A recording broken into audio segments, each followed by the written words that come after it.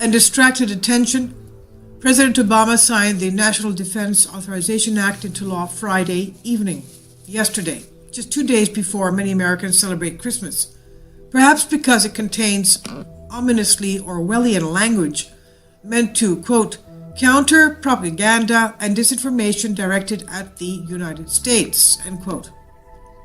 Although the NDAA's true purpose is to fund the military notorious provisions, particularly of the variety which erase yet more freedoms, are often added to the overall legislation.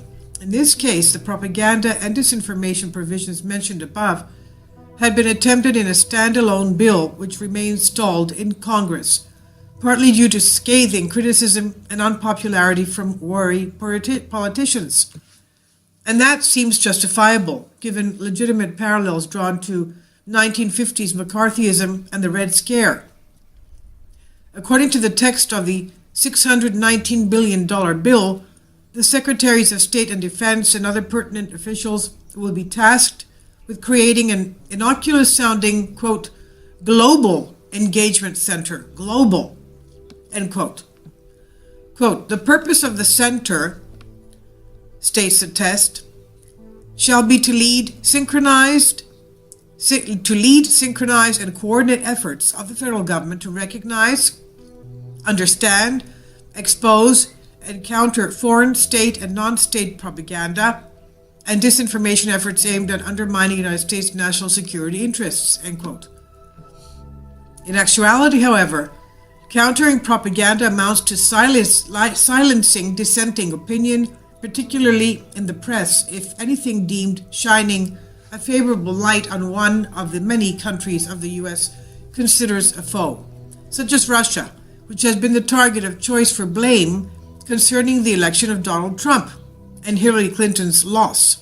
But it could also be a vehicle to initiate censorship of independent and alternative media for reporting on corruption, rife in the Democrat establishment and corporate press, as exposed by documents published by WikiLeaks.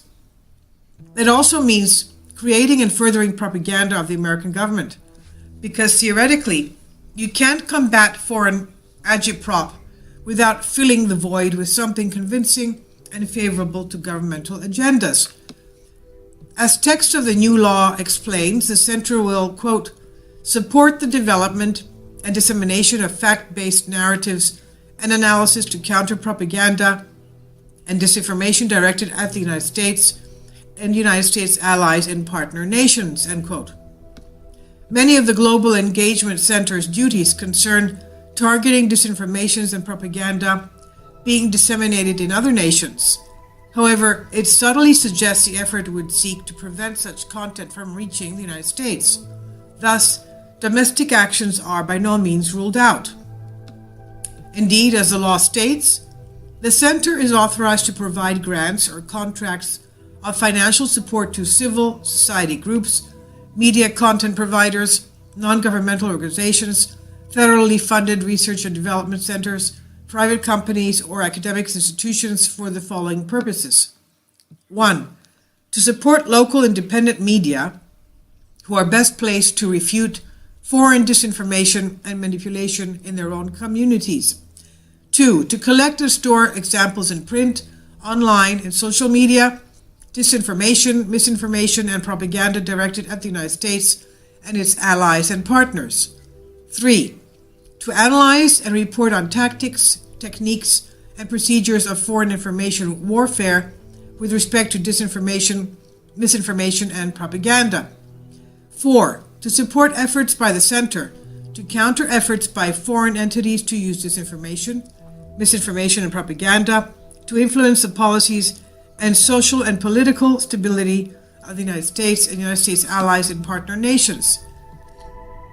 Seeming at least somewhat innocuous, had the law been passed in a vacuum, the current hysteria over putative Russian interference during the election cycle presents alarming potential implications for the future of free speech and unobstructed access to information. A subsequently partially backtracked report by the Washington Post, quote, Russian propaganda effort helped spread fake news during election, experts say, end quote. originally published on November 24th, boldly declared the Russians had been behind disinformation during the election cycle and had facilitated the election of Donald Trump to suit a shady but noticeably unspecified political agenda.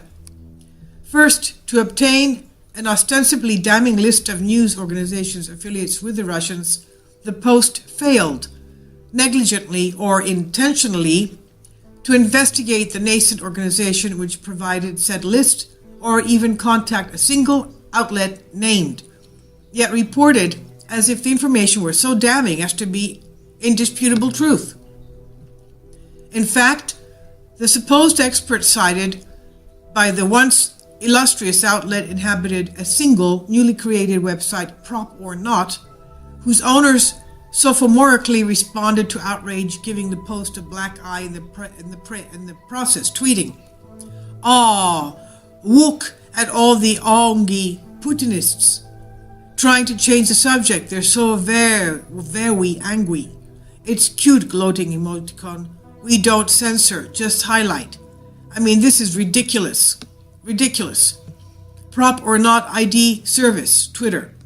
"Oh, look at all the angry Putinists trying to change the subject, so they're very angry. It's cute. We don't censor, just highlight." This is ridiculous, as I said. The website encourages reporters and anyone with questions to reach out via Twitter or email, but says, "If you're a Russian troll, though, don't bother. We'll just ban you." Although the Post itself did not publish or link to the uncensored, unsourced, and unverified index of organizations, incidentally comprising 200 independent alternative outlets and those who dare endorse presidential candidates other than Hillary Clinton, the damage exponentially worsens as countless corporate prostitutes parroted the non-information at a rapid clip.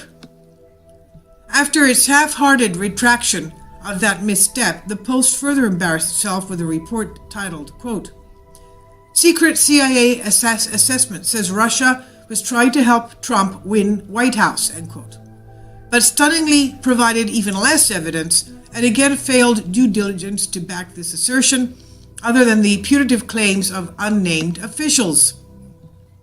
Worse, its own article disputed the audaciousness of the headline. The Post admitted no report would be forthcoming from a consensus of all 17 U.S. intelligence agencies, since, quote, "minor disagreements," end quote, among officials persist. Of course, because there was no evidence, so how can they agree? They had disagreements. When the public had a difficult time swallowing such allegations, the White House stepped in and rather flippantly proclaimed Russian President Vladimir Putin played a direct role in hacking the U.S. presidential election, again despite any evidence the election had been hacked.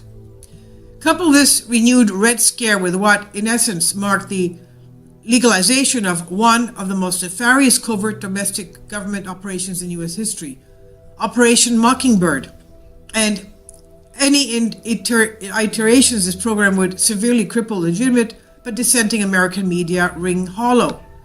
Notably, though the Obama administration cited pernicious pro-Russian propaganda and the proliferation of false reports for causing the election of Donald Trump, no unassailable evidence has yet been proffered providing this theory true, nor has any indication fake news so much as changed a single vote. Yet, these propaganda-slaying provisions, now the law in the newly signed NDAA, put this shirked blame for a lost election straw man directly in the crosshairs, as if the Russians meddled was irrefutably evident, which it wasn't, of course.